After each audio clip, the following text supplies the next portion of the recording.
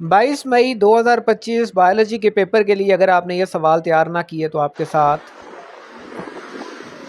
ये वाला मामला हो सकता है और आपको उस मामले से बचाने के लिए बायोलॉजी सेकंड ईयर एक कंप्रीहेंसिव गेस आप लोगों को दिया जा रहा है।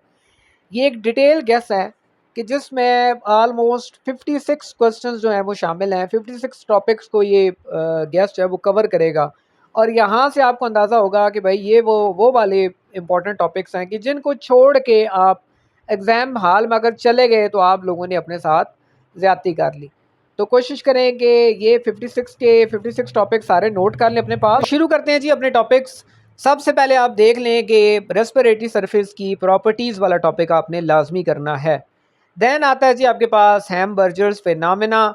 इसको भी आप इसकी डायग्राम ये लास्ट ईयर ये क्वेश्चन जो है वो लॉन्ग में पूछा गया था, इसलिए आपने इसको बिल्कुल भी स्किप नहीं करना। हीमोग्लोबिन और मायोग्लोबिन का comparison very very important. Then आता है आपके पास ट्यूबरक्लोसिस के ऊपर नोट आ सकता है जी।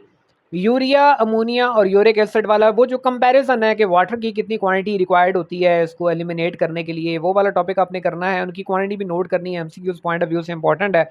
Then acute and chronic renal failure, इसकी कॉजेज इसकी सिम्टम्स आपने नोट करनी है जी, नोट आ सकता है। देन यूरिन कंसंट्रेशन के ऊपर डिटेल उसका मैकेनिज्म विद डायग्राम, डायग्राम को आपने बिल्कुल स्किप नहीं करना। Then physiological response to cold, ये वाला टॉपिक भी आपने डिटेल से करना है जी। मूव करते हैं नेक्स्ट स्लाइड पे। तो आपके पास वर्टिब्रल कॉलम के ऊपर एक डिटेल नोट आपने करना है जी। देन स्लिप डिस्क नोट आ सकता है इसके ऊपर। Sprain is very very important, again इसके ऊपर नोट आ सकता है। स्केलेटल मसल का स्ट्रक्चर बहुत ही इंपॉर्टेंट। देन टेटनी और टेटनस टेबल के अंदर बाकायदा मेंशन आपने ये लाजमी करना है। हाइपरपोलराइजेशन के ऊपर नोट आ सकता है जी। Synapse and types of neurotransmitter, again बहुत इंपॉर्टेंट क्वेश्चन, आप इसको स्किप नहीं कर सकते। देन हाइंड ब्रेन के ऊपर एक नोट आ सकता है आपके पास, तो हाइंड ब्रेन को आपने डिटेल से करना है जी। उसके बाद नेक्स्ट स्लाइड पे मूव करते हैं और साथ आपको एक और चीज़ बताऊं कि जो बच्चे सिर्फ 20 मोस्ट इंपॉर्टेंट क्वेश्चंस का वेट कर रहे हैं उन बच्चों को बताता चलूँ कि एक नई वीडियो जो है वो उन टॉपिक्स पे आ रही है, लेकिन ये वो टॉपिक्स हैं 56 जिनको आप कतन स्किप नहीं कर सकते। अच्छा जी, sympathetic versus parasympathetic nervous system. Then sensory receptors in skin वाला टॉपिक बहुत ज़्यादा इंपॉर्टेंट है। देन हेडेक के ऊपर एक डिटेल नोट आ सकता है जी पेपर के अंदर। देन स्टीराइड हार्मोन्स का मोड ऑफ एक्शन क्या होता है, यानी किस तरीके से वो सेल मेम्ब्रेन के अंदर ट्रैवल करते हैं आगे, उनका पूरा mode of action with diagram आपने करना है। ग्लैंड्स में पिट्यूटरी एंड पेंक्रियास दोनों इंतहाई इंपॉर्टेंट हैं, इनको आप स्किप नहीं कर सकते। एमसीक्यूज शॉर्ट लॉन्ग कहीं ना कहीं लाजमी पूछा जाएगा।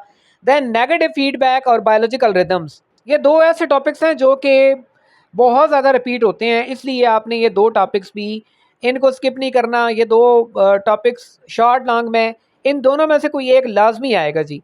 देन आता है आपके पास क्लासिकल कंडीशनिंग एक्सपेरिमेंट, डिटेल में आपने करना है। इन नेड वर्सेस लर्नड बिहेवियर आपके पास बाकायदा टेबल के अंदर मेंशन है जी, आपने वहां से करना है। देन एल्ट्रिज्म वाला क्वेश्चन छोटा सा नोट है लेकिन आपने इसको स्किप नहीं करना।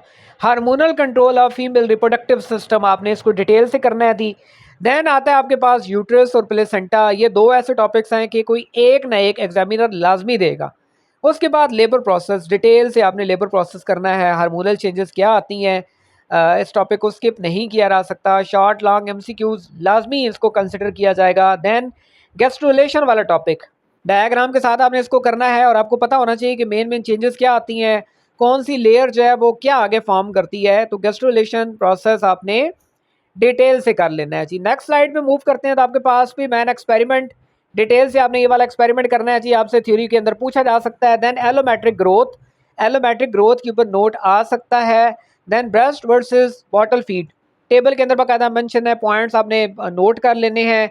होमोजाइगस और हेट्रोजाइगस में फ़र्क और साथ ही फिनोटिपिक और जीनोटिपिक रेशियो में क्या फ़र्क होता है, दोनों की डेफिनेशन और दोनों का डिफरेंस आपको पता होना चाहिए। नेक्स्ट ये आपके पास इनकम्प्लीट डोमिनेंस, इंतहाई इंपॉर्टेंट, जब मैट्रिक में थे तब भी इंपॉर्टेंट था और अब सेकंड ईयर के अंदर भी पहुंचने के बाद ये टॉपिक अपनी इंपॉर्टेंस किसने नहीं खोई। देन एरेथ्रोब्लास्टोसिस फटालिस, इंतहाई इंपॉर्टेंट बीमारी का नाम लेकिन बहुत ज़्यादा इंपॉर्टेंट, ये वाला टॉपिक आपने मस्ट करना है जी और इसको आपने स्किप नहीं करना। इस तरह की टर्मिनोलॉजीज के बारे में पेपर में लाजमी जिक्र आता है। देन एपिस्टासिस और पॉलीजेनिक इनहेरिटेंस में फ़र्क, दोनों का कंपैरिजन आपको मस्ट आना चाहिए। इस तरह के कंसेप्चुअल क्वेश्चन एग्जामिनर के फेवरेट होते हैं जी।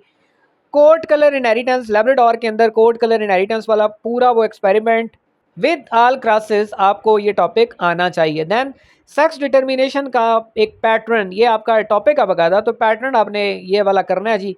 देन मस्कुलर डिस्ट्रॉफी का, इसकी जेनेटिक्स आपने करनी है, कौन सी बीमारी है, किस जो है वो क्रोमोसोम के ऊपर जो है उसकी एलील या जीन प्रेजेंट होती है, डिटेल से आपने टॉपिक करना है। देन हार्शियन चेज वाला एक्सपेरिमेंट इंतहाई इंपॉर्टेंट। देन पॉलीमरेज 3 की एक्टिविटी, उसका मॉड अफेक्शन यानी किस तरीके से काम करता है polymerase 3 enzyme.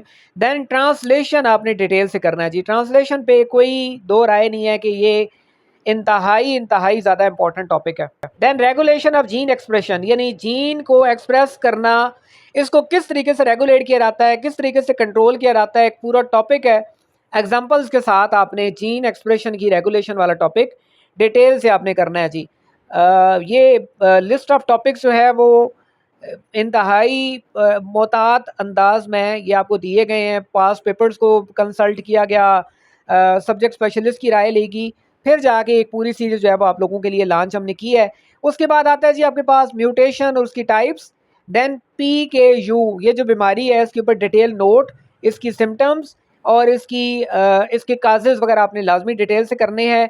Then endosymbiosis theory, यानी एवोल्यूशन वाली जो थेरी, एंडोसिम्बियोसिस थेरी आपने डिटेल से करनी है जी। Theory of natural selection matric में भी इंपॉर्टेंट और अभी भी इंपॉर्टेंट, इंतहाई ज़्यादा इंपॉर्टेंट, मस्ट आएगी जी। नियो डार्विनिज्म और उसकी एविडेंसेस बहुत ज़्यादा इंपॉर्टेंट, और ये टॉपिक मुझे मेरी सिक्स सेंस कह रही है कि टॉपिक एग्जाम के अंदर आएगा। देन वो कौन कौन से फैक्टर्स हैं जो जीन फ्रीक्वेंसी को इफेक्ट करते हैं, तो वो उन फैक्टर्स को आपने डिटेल से करना है। देन स्पीसिएशन इंतहाई इंपॉर्टेंट, इसकी टाइप्स और ये टॉपिक, इसकी डेफिनेशन आपने मस्ट करना है। और आखिरी टॉपिक आपका इस स्लाइड का नाइट्रोजन साइकिल। तो नाइट्रोजन साइकिल जो है वो हार्ड फेवरेट टॉपिक रहा है, बहुत ज़्यादा दफ़ा रिपीट हो चुका है, तो आपने इस टॉपिक को स्किप नहीं करना। नेक्स्ट स्लाइड में मूव करते हैं, तो आपके पास सक्सेशन और ज़ीरार्च सक्सेशन। अब एक ही सक्सेशन को मैंने पिक किया है और वो ये वाली है।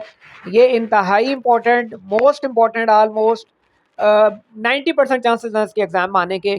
एसिड रेन, आपको पता है जी, एसिड रेन केमिस्ट्री हो, बायो हो, एसिड रेन के बारे में एग्जाम के अंदर ना आए तो ये जो है वो पेपर कंप्लीट नहीं होता। तो एसिड रेन वाला टॉपिक आपने मस्ट करना है। देन PCR की वर्किंग। अब PCR की वर्किंग जो है वो आपको पता है कि उसके 3 मेन स्टेप्स हैं, वो मेन स्टेप्स आपने नोट करने हैं।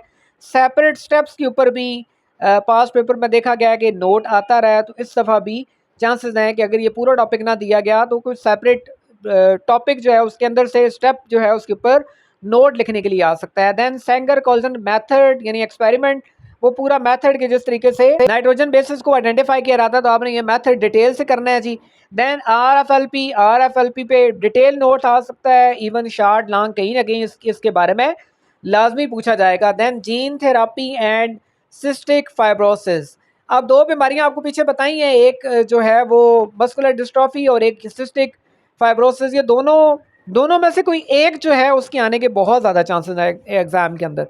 देन आपका जो लास्ट चैप्टर है उस चैप्टर में से ह्यूमन वेलफेयर वाला जो चैप्टर है उसके अंदर से मैंने जस्ट ये लिखा है कि जो टर्म्स हैं, जो डेफिनेशंस हैं, उनको आपने बिल्कुल भी स्किप नहीं करना, यानी आखिरी चैप्टर को हल्का नहीं लेना, आपने टर्म्स को और जो डेफिनेशंस हैं उनको डिटेल से कर लेना है जी। वीडियो अगर आपको पसंद आई तो उसको लाजमी लाइक भी करें और दोस्तों के साथ इसे शेयर भी करें।